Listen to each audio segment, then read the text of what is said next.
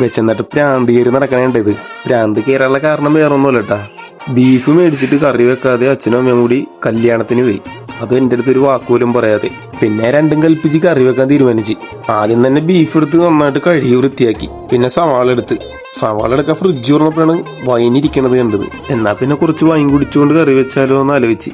നല്ല കിടിലം വൈൻ. ആഹാ. പിന്നെ സവാള വൃത്തിയാക്കി നല്ല നീളത്തിലരിഞ്ഞ് മാറ്റിവെച്ച്. പിന്നെ ഒരു വെളുത്തുള്ളി എടുത്ത് നന്നാക്കി അരിഞ്ഞ് അതും മാറ്റിവെച്ച്. ഇത് കഴിഞ്ഞിട്ട് എന്താ ചെയ്യേണ്ടതെന്ന് എനിക്കറിയാൻ പാടില്ലട്ടാ.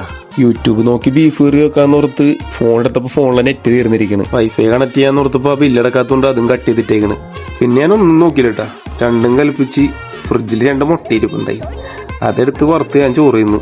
പണ്ട് മാമന്റെ തട്ടുകടയിലേക്ക് ഇന്ന് ശീലമുള്ളത് കൊണ്ട് ഓംപ്ലേറ്റ് ഒക്കെ വെറുതെ സിമ്പിളായിട്ട് ഞാൻ ഉണ്ടാക്കി.